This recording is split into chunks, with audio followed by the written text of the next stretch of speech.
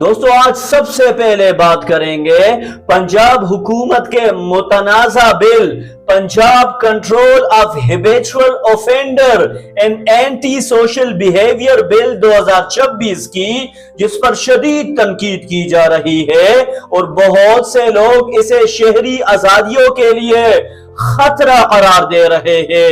اس کے بعد بات ہوگی اقرار الحسن کے اس بیان پر کہ انہوں نے ایک سے زیادہ شادیاں تو کی لیکن دوسروں کو ایسا نہ کرنے کا مشورہ دیتے ہیں، اور پھر چلیں گے آزاد کشمیر کی طرف جہاں حالات انتہائی کشیدہ ہے اور حکومت معاملات کو حل کرنے میں سنجیدہ نظر نہیں آ رہی، اور آخر میں بات ہوگی پاکستان کی افغانستان پر حالیہ ایئر سٹرائکس، اس کے مقاصد، نتائج اور اس پورے معاملے کے سیکیورٹی، ڈپلومیسی، اسٹریٹجی اور فیوچر پر ممکنہ اثرات کے۔ پنجاب حکومت کی طرف سے پیش کی جانے والی bill Punjab control of habitual offender and anti social behaviour bill 2026 نے سیاسی، قانونی اور سماجی حلقوں میں ایک نئی بحث چھیڑ دی ہے۔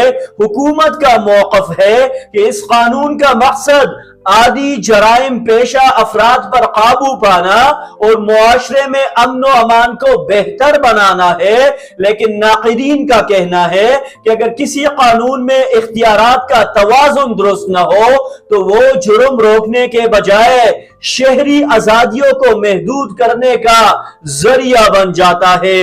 اصل سوال یہی ہے کہ کیا ریاست کی طاقت بڑھانے سے پہلے انصاف کے نظام کو مضبوط نہیں ہونا چاہیے؟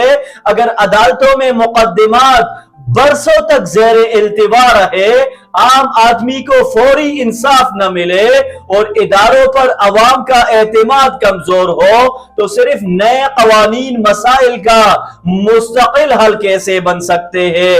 کسی بھی سسٹم کی اصل طاقت اس کی شفافیت، انصاف اور عوام کے اعتماد میں ہوتی ہے، نہ کہ صرف سخت اختیارات میں۔ دوسری طرف اگر ہم پنجاب کے زمینی مسائل دیکھیں، مہنگائی، بے روزگاری، تعلیم، صحت اور بنیادی سہولیات آج بھی لاکھوں خاندانوں کے سب سے بڑے مسائل ہیں۔ ایسے حالات میں جب حکومتی اخراجات، سرکاری مراعات یا نئے وسائل کے استعمال پر خبریں سامنے آتی ہے تو عوام یہ سوال ضرور کرتے ہیں کہ کیا ریاست کی پہلی ترجیح عوامی فلاح ہونی چاہیے یا انتظامی اختیارات میں اضافہ؟ یہی وجہ ہے کہ اس بل پر تنقید صرف سیاسی جماعتوں تک محدود نہیں بلکہ سول سوسائٹی، قانونی ماہرین بھی اس پر مختلف سوالات اٹھا رہے ہیں۔ کسی بھی حکومت کی پرفارمنس کا اصل معیار یہی ہوتا ہے کہ وہ عوام کے بنیادی مسائل حل کرے، اداروں میں ریفارمز لائے اور ایسا ویژن پیش کرے جس سے شہری خود کو زیادہ محفوظ اور بااختیار محسوس کرے، نہ کہ خوف زدہ۔ اب آتے ہیں اقرار الحسن کی اس کلپ کی طرف جو ہر کچھ عرصہ بعد سوشل میڈیا پر دوبارہ وائرل ہو جاتا ہے، جس میں وہ کہتے ہیں کہ انہوں نے ایک سے زیادہ شادیاں تو کی لیکن وہ دوسروں کو اس کا مشورہ نہیں دیتے۔ اب یہاں سوال یہ پیدا ہوتا ہے کہ آخر ایسا کیوں؟ اگر کوئی کام قانون اور مذہب دونوں کے دائرے میں جائز ہے تو پھر اس کے بارے میں دو مختلف معیار کیوں اختیار کی جاتی ہے؟ اور اگر ذاتی تجربے کی بنیاد پر کسی کو مشکلات کا سامنا کرنا پڑا تو کیا وہی تجربہ ہر شخص پر بھی لاگو ہو سکتا ہے؟ یہی وہ سوال ہے جس پر سوشل میڈیا پر مختلف آراء سامنے آتی ہے۔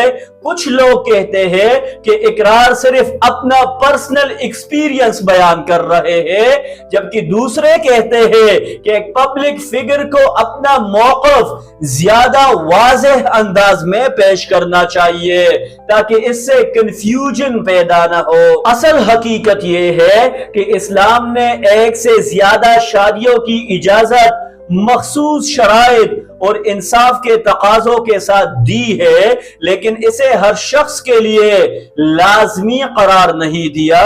اس لیے اگر کوئی ایک شادی کرتا ہے تو وہ بھی درست ہے، اور اگر کوئی شرعی حدود اور انصاف کے تقاضوں کو پورا کرتے ہوئے ایک سے زیادہ شادیاں کرتا ہے تو اس میں بھی کوئی حرج نہیں۔ اس لیے ضروری ہے کہ ایسے معاملات میں ذاتی تجربے اور عمومی مشورے کے درمیان واضح فرق رکھا جائے۔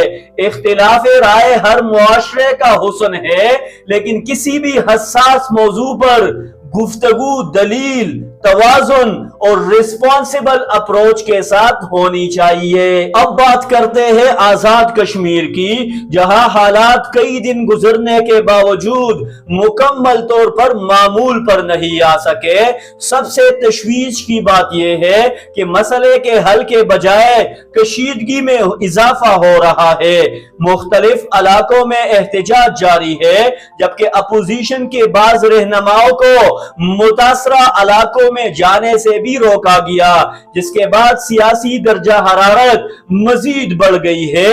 اس سے پہلے بھی مختلف سیاسی اور مذہبی شخصیات نے ثالثی اور مذاکرات کی پیشکش کی، لیکن اب تک کوئی ایسی پیش رفت سامنے نہیں آئی جس سے یہ محسوس ہو کہ فریقین ایک میز پر بیٹھ کر مسئلے کا مستقل حل تلاش کر رہے ہیں۔ سوال یہ ہے کہ کیا ہر سیاسی یا عوامی مسئلے کا جواب صرف کنٹرول، فورس، آپریشن اور ریسٹرکشن ہو سکتا ہے، یا پھر بہتر راستہ یہ ہے کہ عوام کی شکایات کو سن کر اس کا آئینی اور سیاسی حل نکالا جائے؟ تاریخ یہی بتاتی ہے کہ جہاں بات چیت کے دروازے بند ہوئے وہاں فاصلے بڑھ جاتے ہیں، جبکہ مذاکرات اکثر ایسے مسائل کو بھی حل کر دیتے ہیں جو طاقت سے حل نہیں ہو پاتے۔ حکومت کو اس معاملے میں انتہائی محتاط حکمت عملی اختیار کرنی ہوگی۔ اگر عوام کے کچھ مطالبات آئین اور قانون کے دائرے میں ہے تو ان پر سنجیدگی سے بات ہونی چاہیے، اگر کہیں قانون شکنی ہوتی ہے تو اس کا فیصلہ شفاف قانونی عمل کے ذریعے ہونا چاہیے۔ ریاست کی ذمہ داری صرف امن قائم کرنا نہیں بلکہ عوام کا اعتماد بھی بحال کرنا ہے۔ آزاد کشمیر پاکستان کے لیے صرف ایک جغرافیائی خطہ نہیں بلکہ انتہائی حساس سیاسی اور سفارتی معاملہ بھی ہے۔ اس لیے وہاں پیدا ہونے والی ہر خبر بین الاقوامی سطح پر بھی دیکھی جاتی ہے۔ اگر حکومت مذاکرات، اعتماد سازی اور سیاسی ڈائلاگ کو ترجیح دیتی ہے تو نہ صرف کشیدگی کم ہوگی بلکہ پاکستان کا موقف بھی زیادہ مضبوط نظر آئے گا۔ لیکن اگر صورتحال مسلسل تصادم کی طرف جاتی ہے تو اس کا فائدہ صرف وہ قوتیں اٹھائے گی جو پہلے ہی پاکستان کے خلاف پروپیگنڈا کرنے کی کوشش کرتی ہے۔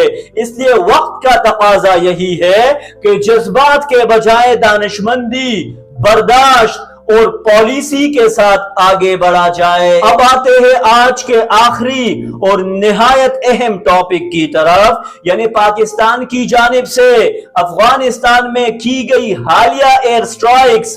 پاکستان کا موقف ہے کہ ان کارروائیوں کا ہدف ایسے مسلح گروہوں کے ٹھکانے تھے جن پر پاکستان کے اندر دہشت گرد حملوں میں ملوث ہونے یا انہیں سہولت فراہم کرنے کا الزام ہے۔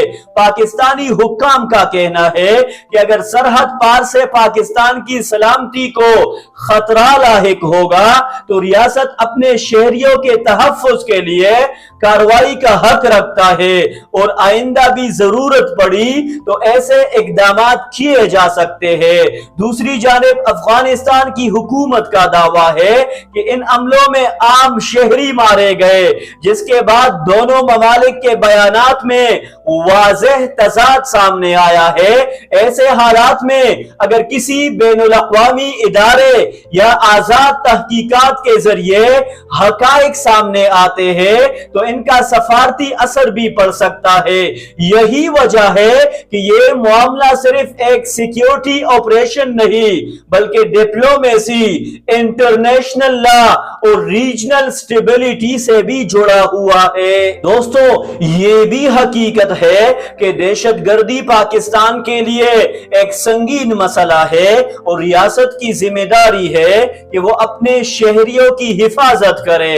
تاہم اس کے ساتھ یہ سوال بھی اہم ہے کہ کیا صرف فوجی کارروائیاں اس مسئلے کا مستقل حل ہو سکتی ہے؟ ماضی کا تجربہ یہی بتاتا ہے کہ دیرپا امن کے لیے مضبوط بارڈر مینجمنٹ، انٹیلیجنس تعاون، مؤثر سفارتکاری اور دونوں ممالک کے درمیان مسلسل رابطہ ناگزیر ہے۔ اگر پاکستان کے تحفظات ہیں تو افغانستان کو انہیں سنجیدگی سے لینا ہوگا، اور اگر افغانستان کے پاس شہری ہلاکتوں سے متعلق شواہد ہے تو ان کی غیر جانبدارانہ تحقیقات ہونی چاہیے۔ دونوں ممالک کا نقصان اس وقت ہوتا ہے جب کشیدگی بڑھتی ہے، جبکہ فائدہ صرف دہشت گرد عناصر کو پہنچتا ہے۔ اس لیے ضروری ہے کہ دونوں حکومتیں جذباتی بیانات کے بجائے ایسے عملی اقدامات کریں جو خطے میں امن، استحکام اور اعتماد کو فروغ دے۔